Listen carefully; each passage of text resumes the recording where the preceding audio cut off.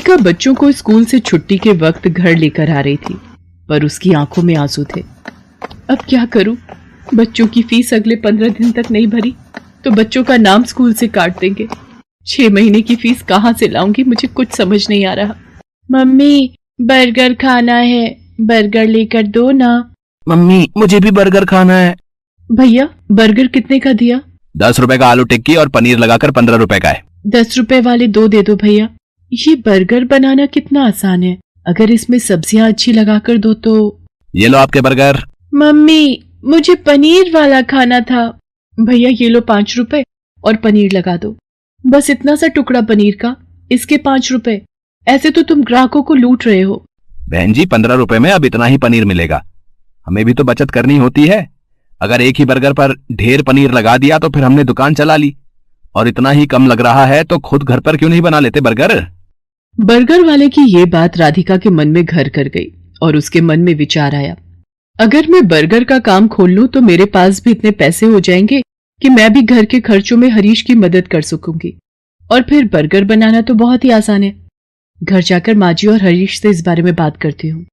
राधिका हरीश और सास से बर्गर का ठेला लगाने की बात करती है। लो, कर लो बात राधिका बहू, अब तुम भी बच्चों सी बात कर रही हो। पता है हम औरतों का घर से बाहर निकलकर काम करना कितना मुश्किल है। हम औरतें घर के चूल्हा चौका ही निपटा लें, वही गनीमत है। पर माँ जी, आजकल बर्गर का काम बहुत चल रहा है। अगर मैं ये कर लूं तो इससे हरीश को भी पैसों में मदद मिलेगी। मुझे 15 दिन तक बच्चों की 6 महीने की फीस जमा करनी है। हरीश की सैलरी घर के किराए और खर्च में लग जाती है। दोनों मिलकर काम करेंगे तो घर खर्च में आसानी होगी। माँ, राधिका का मन है तो मुझे लगता है हमें राधिका को काम करने से नहीं रोकना चाहिए। अब तू भी इसका साथ दे रहा है? फालतू के पैसे खराब करेगी और हाथ कुछ नहीं आएगा, देख लेना। हरीश राधिका को 2000 रुपए देता है, पर उतने में तो बस थोड़ा ही सामान आ पाता है। राधिका परेशान हो जाती है। हरीश ने जो 2000 रुपए दिए थे वो तो कम पड़ गए।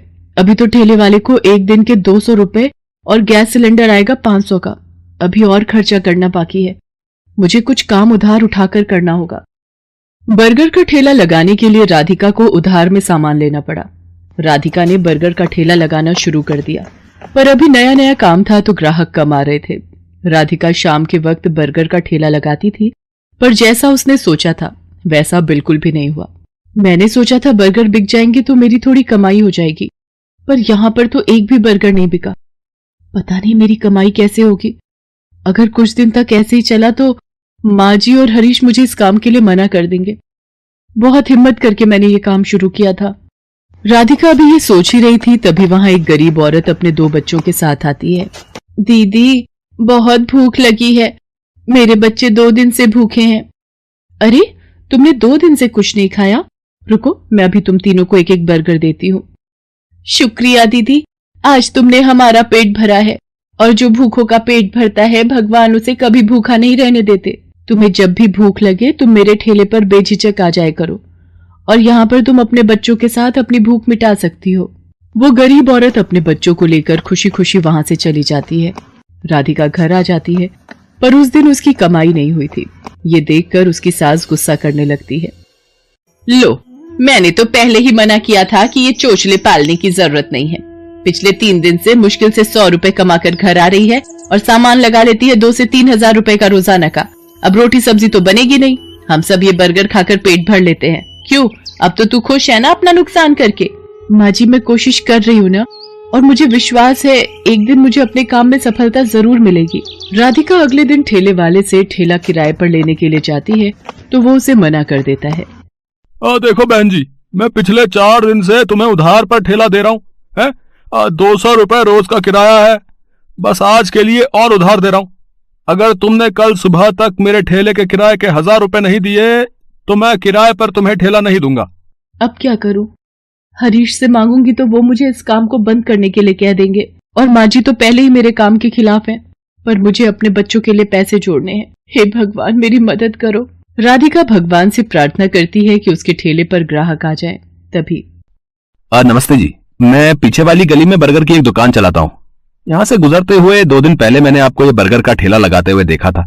मुझे 15 दिन पहले एक अनाथ आश्रम के लिए बर्गर का ऑर्डर मिला था, पर 10 दिन पहले एक हादसे में मेरी सीधे हाथ की हड्डी टूट गई जिसके कारण मैंने अभी बर्गर बनाने का काम रोका हुआ है। पर मैं ऑर्डर के पैसे ले चुका था, इसलिए मैं वहां मना भी नहीं कर सकता। अगर आप उस ऑर्डर के बर्गर बना सकें तो मेरी बहुत मदद हो जाएगी। मैं आपको इसके लिए अच्छे पैसे दूंगा। जी जी, मैं जरूर करूंगी। आप मुझे बता दीजिए कितने बर्गर बनाने हैं। शाम को 4 बजे ही वहां पहुंचना है। जिन्होंने मुझे ऑर्डर दिया है उनके बच्चे का जन्मदिन है, वो अनाथ आश्रम 4 बजे पहुंच जाएंगे। वैसे मैं आपके साथ अपने एक आदमी को काम पर लगा देता हूं जो आपकी इस काम में मदद करेगा। ये 5,000 रुपए आप एडवांस रखो, बाकी के पैसे मैं आपको काम खत्म होने के बाद शाम को दे दूंगा, ठीक है? वो व्यक्ति मानो राधिका के लिए भगवान का रूप बनकर आया था।